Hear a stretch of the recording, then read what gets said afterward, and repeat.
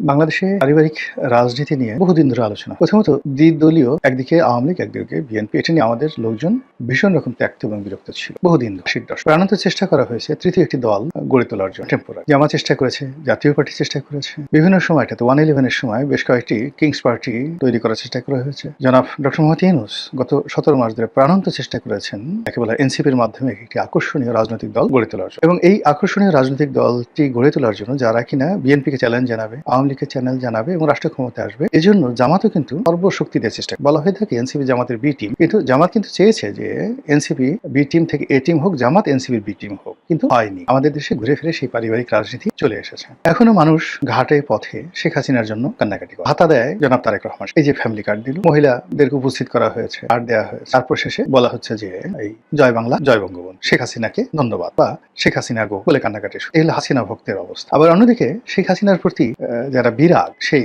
বিরাগ যারা আছে তাদের মধ্যে অনেকে আবার খালেদা জিয়াকে অসম্ভব পছন্দ। এইরকম খালেদা জিয়া এরকম একজন ভক্ত। তার কাছে মোহাম্মদ আরাফাত, সাবেক যে তথ্য প্রতিমন্ত্রী ছিলেন, তিনি যে গুলশান থেকে নির্বাচন করলেন, তো সেখানে গেলেন। তো তিনি খুব আগ্রহ নিয়ে সেই শেখ হাসিনার একটা ছবি দেখিয়ে বললেন যে বলেন তো খালাম্মা একে। সে মহিলা বলল এটা হলো হাসিনা মাগি। এখন ক্যামেরা চালানো, আরাফাত কি করবে, তাড়াতাড়ি বলে হায় আল্লাহ কয় কি, এই কথা কয় কি।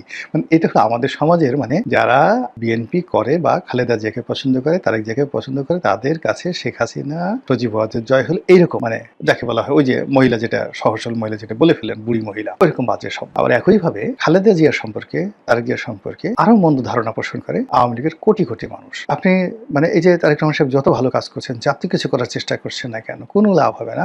আওয়ামী লীগের লোকজন মরার আগেও বলবে যে শেখ হাসিনা যে কথাগুলো বলে গেছেন, মানে বেগম জিয়া সম্পর্কে বা তারেক জিয়া সম্পর্কে একই কথা তারা বলবেন, এবং তারা বলবেন মরে গেলেও বলবেন শেখ হাসিনা সঠিক আছে। এই যে একটা সমীকরণ, মেরুকরণ, এটা কিন্তু এরশাদ জমানাতে প্রবল আকার ধারণ করেছিল, এবং তখন থেকে কিন্তু মানুষ চেয়েছিল যে এই দুটো রাজনৈতিক দলের বাইরে তৃতীয় ধারা আসুক, এবং ৯০-র গণঅভ্যুত্থানের পরে যে ৩ জোটের যে রূপরেখা হয়েছিল, সেই রূপরেখা আসলে এই ব্যারিয়ারটা ভেঙে দেওয়ার চেষ্টা করা হয়েছিল, কিন্তু এটা হয়নি, আরো মজবুত হয়েছে। তো এখন বাংলাদেশে ঘুরে ফিরে এই দুটো পরিবারের রাজত্ব করে যাচ্ছে। আওয়ামী লীগ টানা ১৭ বছর ধরে শাসন করলো। আসলে আওয়ামী লীগ করেনি, এটা মূলত শেখ পরিবার করেছে। আওয়ামী লীগ শাসন করেনি, এটা মূলত গোপালগঞ্জ করেছে। আওয়ামী লীগ শাসন করেনি, মূলত এটা গ্রেটার ফরিদপুর করেছে, বা ফরিদপুর, বরিশাল, খুলনা বিভাগ করেছে, বাগেরহাট করেছে, শেখেলালের এলাকা করেছে, এরকম কথা বলা হয়ে থাকে। আবার এখন যে রাজনীতি চলছে, সেই রাজনীতিতে কুমিল্লা, ফেনী, বগুড়া রাজনীতি চলছে, দেশ চালাচ্ছে তারা। এখন বগুড়ার এটা ময়না পাখি, টিয়া পাখি, শালিক, সেও যদি এসে মানে আপনার সামনে এসে বলে এই আমার বাড়ি বগুড়া, একটা রয়্যাল বেঙ্গল টাইগারকে যদি বলে যে চুপ, এটা একটু শব্দ করবি না, মরে যায়,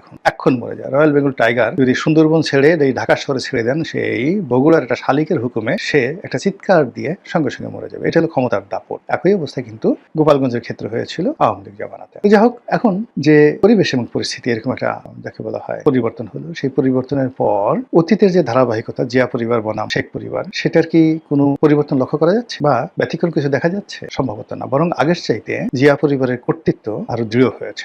আগে বেগম জিয়া কখনোই তার পরিবারকে সামনে আনতেন না, জিয়াউর রহমান তো আনতেন, একেবারে আনতেন না, কিন্তু এখন আপনি দেখুন যে জামাল রহমান সামনে চলে আসছেন, শর্মিলা আহমেদ কোকর যে স্ত্রী তিনি আসছেন, তারপর সেই যাকে বলা হয় তারেক রহমান সাহেবের যে ওয়াইফ, তিনি সামনে চলে আসছেন, ডাক্তার জুবাইদা রহমান। এর বাইরে জুবাইদা রহমানের মা, তিনিও সামনে আসছেন, ফ্রন্ট লাইনে চলে আসছেন।